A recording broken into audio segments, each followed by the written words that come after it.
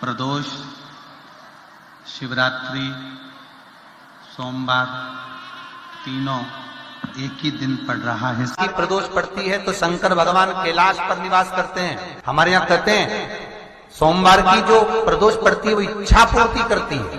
मान लो आप प्रदोष का व्रत नहीं कर सकते, आप अगर व्रत नहीं कर सकते तो प्रदोष के दिन, प्रदोष काल में शाम का समय सूर्यास्त का कुछ पल, कुछ घड़ी के पहले से लेकर बाद तक का प्रदोष काल के अंतर्गत आप शंकर जी के मंदिर में जाकर 1 लोटा पानी, 5 बेलपत्र भी अगर समर्पित करते हैं तो संपूर्ण प्रदोष का फल आपके भाग्य में प्रबल हो जाता है। प्रदोष काल में लगाया गया दीपक 5 स्थान पर फल देता है। पहला स्थान, अगर हमको या हमारे परिवार में किसी को काल सर्प दोष है तो हमारा प्रदोष का लगाया गया दीपक कहीं पूजन मत कराओ, वो दीप जलाने से ही काल सर्प दोष समाप्त होता चले जाता है। दूसरा स्थान, पितृदोष। अगर किसी ने कह दिया कि तेरे घर में पितृदोष है, तेरे घर में, कई लोग बता देते हैं कि तुम्हारे घर में, कई माताएं पूछती हैं मेरे घर में बेटा नहीं, मेरे घर में 3 बेटी हो गई, 4 बेटी हो गई, 5 बेटी हो गई, बेटा नहीं है, बेटा नहीं, तो किसी ने कह दिया पितृदोष है। अब तुम शंकर जी की पूजन कर रहे हो, शंकर जी पे जल चढ़ा रहे हो, शिव की स्तुति कर रहे हो, तो किसी किसी की यहाँ 3 बेटियों के बाद, 4 बेटियों के बाद, एक माता ने तो लिखा है कि उसके यहाँ 2008 में उसके घर में लड़की ने जन्म लिया था, या 2008 में उसके घर में बच्चे ने जन्म लिया था, लड़की ने। उसके बाद फिर लड़की ने जन्म लिया और उसके बाद उसके घर में कोई पुत्र का योग नहीं बना। तब उसने प्रदोष के समय पर शाम को दिया लगाना प्रारंभ करा और 2008 में बच्ची जन्मी थी और अब 2024 में उसके घर में लड़के ने जन्म लिया। कि प्रदोष काल का लगाया गया दीपक, प्रदोष काल, प्रदोष के दिन, प्रदोष काल का जो दीपदान होता है वो सरल नहीं होता, वो सहज नहीं होता। 5 स्थान की पूर्ति करता है। पहला स्थान किस चीज के लिए? काल सर्पदोष के लिए। दूसरा पितृदोष। कैसा भी तुम्हें कोई पितृदोष बता दे, कितना भी तुमसे कोई कह दे कि तेरे घर में पितृ का दोष है, तेरे घर में ये दोष है, अगर आप प्रदोष के दिन, प्रदोष काल में अर्थात सूर्य अस्त के समय के 2:45 तक का जो समय होता है, 2 घंटे के समय का, उसके अंतर्गत अगर आप प्रदोष काल के समय में भगवान शंकर को दीप लगाने के लिए अगर पहुंचे हो तो वो आपको फल देगा ही, पितृदोष का निवारण होगा ही। चाहे तुम कुछ करो चाहे मत करो, वो पितृ की शांति करा दे। दूसरे नंबर पर है पितृदोष। तीसरे नंबर पर है वास्तु दोष। हमारे घर का, अब एक बहुत सावधानी से श्रवण करने वाला विषय है, वंश की वृद्धि नहीं है। 30 वर्ष शादी के हो गए, 40 वर्ष शादी के हो गए और औलाद है ही नहीं। डॉक्टर ने भी हाथ ऊंचे कर दिए, टेस्ट भी करवाया, IVF करवाया, सब कुछ तुमने करवा लिया, तो भी औलाद नहीं है।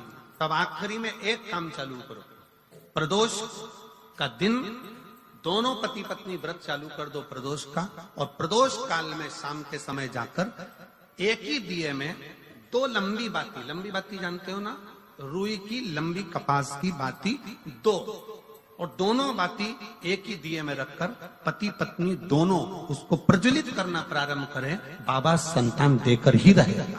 औलाद दीप की जो बाती में अंतर आ जाता है, एक गोल बाती में और लंबी बाती में अंतर आता है, बहुत अंतर आता है। पितरों के लिए गोल बाती का प्रयोग बहुत कम होता है महाराज। देवी जी के लिए, माता रानी के लिए, जगत जननी के लिए गोल बाती का प्रयोग बहुत कम होता है महाराज, ध्यान रखिएगा।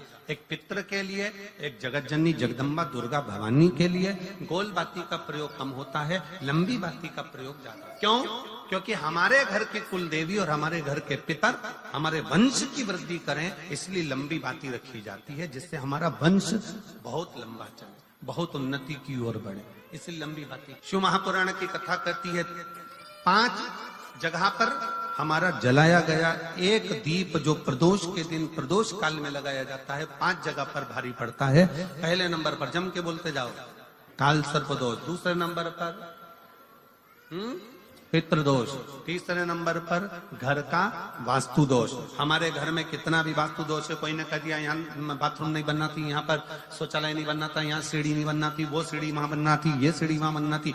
तुम पूरा घर तुड़वा के देख लो, उसके बाद में जैसा वास्तु वाले वैसा करा कर देख लो, उसके बाद भी तुमको शांति नहीं मिले तो समझ लेना कि तुम्हारे घर में अब वास्तु दोष तो तुमने दिखाकर समाप्त कर लिया, फिर भी वो समाप्त नहीं हो रहा, तो प्रदोष काल का लगाया गया प्रदोष के समय का दिया आखिरी में वास्तु दोष को भी समाप्त कर देता है और उसमें भी फल प्रदान करता है। काल सर्प दोष, पितृदोष, वास्तु दोष। चौथे नंबर पर 1 रुपया कमाया, 1.25 रुपए खर्च हुआ, पैसा आया गया। ये चौथे नंबर का व्यापार में थोड़े दिन दुकान अच्छी चली, थोड़े दिन बैठ गए, थोड़े दिन काम चला, थोड़े दिन बैठ गए, गाड़ी चली थोड़े दिन फिर बैठ गए, अर्थात हमारी फैक्ट्री थोड़े दिन चली फिर बैठ गए, कहीं ना कहीं तकलीफ, थोड़े दिन खाते थोड़े दिन रोते वाला चल रहा है। तो प्रदोष काल का, प्रदोष के समय का दिया इस दुख को समाप्त कर कर रेगुलर एक जैसी सांझी, एक जैसी लक्ष्मी की वृद्धि करते चले गए प्रदोष। और 5वें नंबर का प्रदोष काल का दिया, प्रदोष समय का दिया 5वें नंबर पर रोग का निवारण। रोग निवारण, ये 5 स्थान जो बताए गए हैं प्रदोष काल के दिन, प्रदोष के दिन दीप प्रज्वलन के। प्रदोष व्रत का इतना महत्व है महाराज। ये प्रदोष व्रत होता क्या है, प्रदोष व्रत का महत्व क्या है? शिव महापुराण की कथा कहती है शंकर भगवान का प्रदोष का व्रत, अर्थात चंद्रदेव को जो क्षय रोग हो गया, बीमार पड़ गए, शरीर गलकर नीचे गिरने लगा, तब देव ऋषि नारद ने भगवान चंद्र को शंकर भगवान के पूजन का विधान बताया और पूजन करते करते त्रयोदशी तिथि आ गई, जिस त्रयोदशी के दिन चंद्रदेव ने सुबह से शाम तक कुछ नहीं खाया। शाम के समय सूर्य अस्त के पहले चंद्रदेव ने स्नान किया, श्वेत वस्त्र धारण करे और श्वेत वस्त्र धारण कर कर चंद्रदेव शंकर के शिवलिंग की पूजन करने बैठ गए।